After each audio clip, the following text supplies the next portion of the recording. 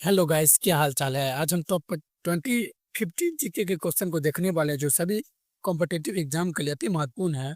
तो चलिए चलते हैं। पहला सवाल है, मानव शरीर में रक्त को शुद्ध करने वाला अंग कौन सा है? तो ब्रिक, जिन्हें आमतौर पर किडनी के नाम से भी जाना जाता है। तो ऑप्शन डी सही जवाब है।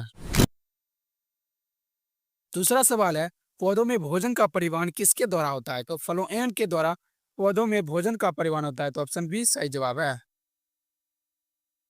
तीसरा सवाल है, जल का घनत्व अधिकतम होता है तो 4 डिग्री सेल्सियस पर जल का अधिकतम घनत्व होता है। तो ऑप्शन बी सही जवाब होगा।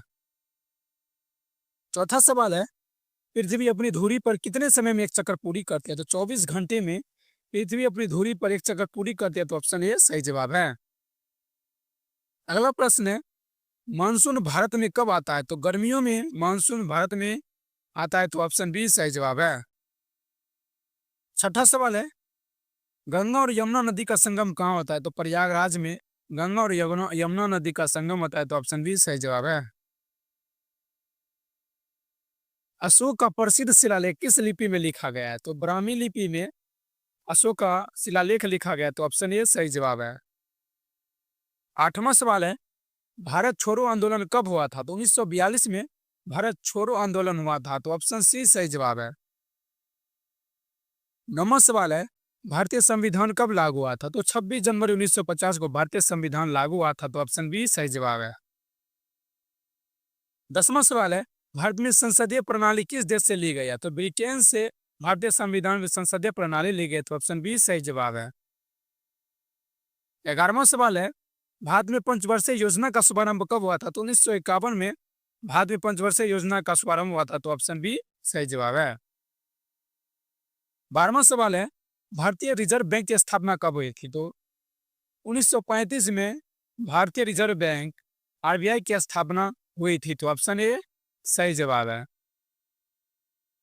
13वां सवाल है, चुंबकीय क्षेत्र की इकाई क्या है? तो टेस्ला चुंबकीय क्षेत्र की इकाई है। तो ऑप्शन ए सही जवाब है।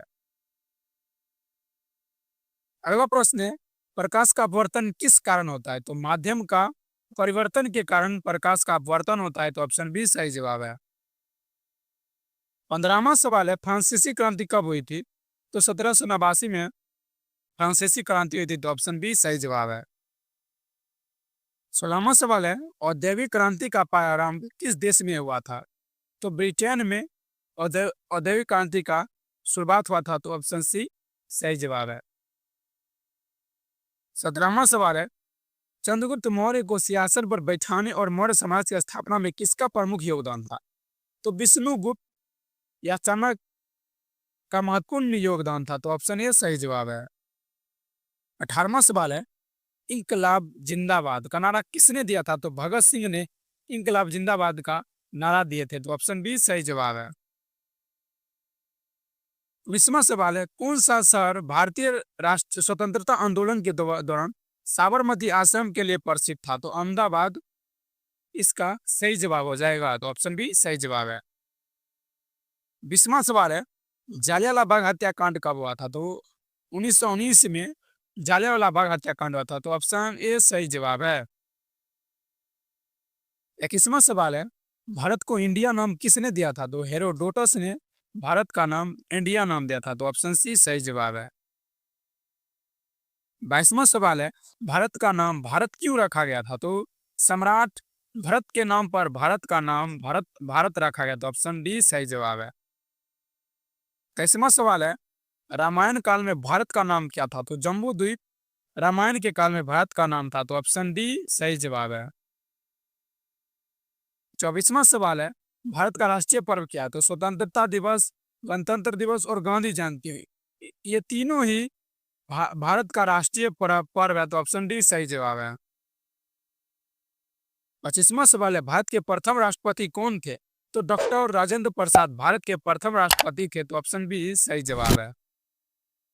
26वां सवाल है, भारत देश में कितने पूर्ण राज्य हैं? तो 28 भारत में कुल राज्यों की संख्या है। तो ऑप्शन बी सही जवाब है।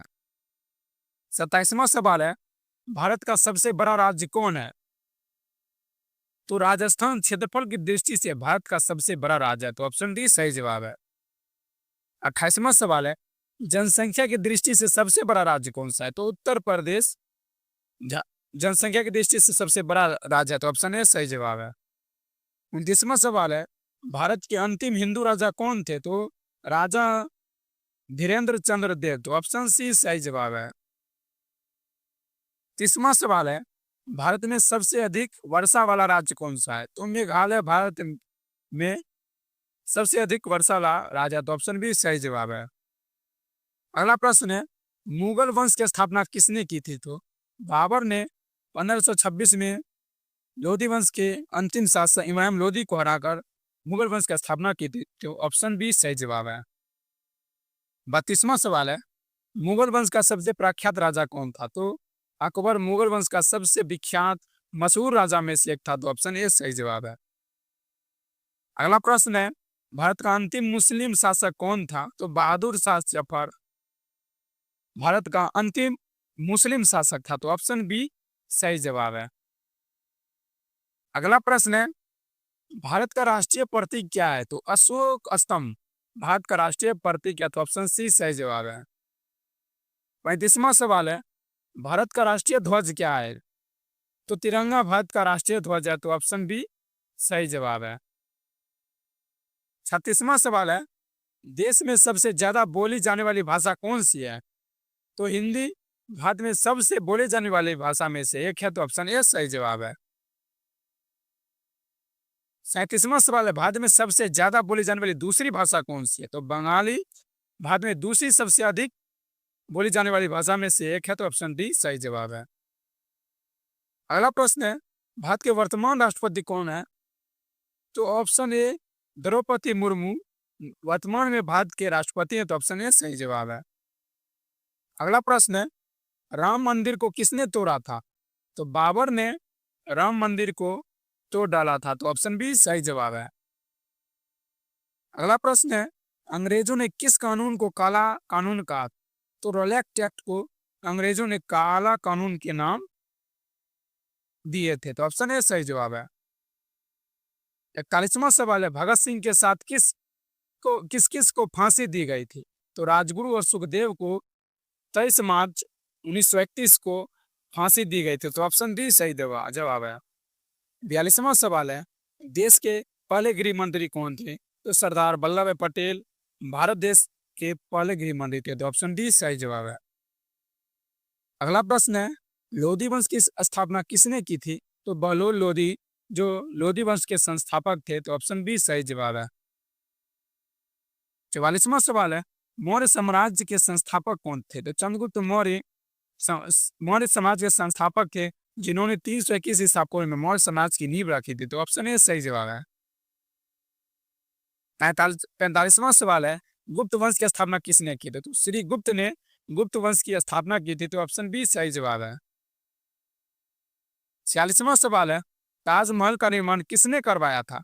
तो शाहजहां ने ताजमहल का निर्माण अपनी पत्नी की याद में करवाए थे, तो ऑप्शन सी सही जवाब है। अगला प्रश्न है, केदारनाथ मंदिर का निर्माण किसने किया था? तो पांडवों ने केदारनाथ मंदिरों का निर्माण करवाया था, तो ऑप्शन बी सही जवाब। अगला प्रश्न है, युग कितने होते? तो कुल 4 युग हैं, तो ऑप्शन डी सही जवाब है। 50वां सवाल है, श्री राम ने किस युग में जन्म लिया? तो त्रेता युग में भगवान श्री राम का जन्म हुआ था, तो ऑप्शन बी सही जवाब है। आज का आखिरी सवाल है, भगवान कृष्ण ने किस युग में जन्म लिए थे? तो द्वापर युग में भगवान श्री कृष्ण का जन्म हुआ था, तो ऑप्शन सी सही जवाब थे। तो दोस्तों, ये थे आज के महत्वपूर्ण सवाल। अगर वीडियो अच्छी लगे तो वीडियो को लाइक करें, सब्सक्राइब करें और अपने दोस्तों को शेयर अवश्य करें।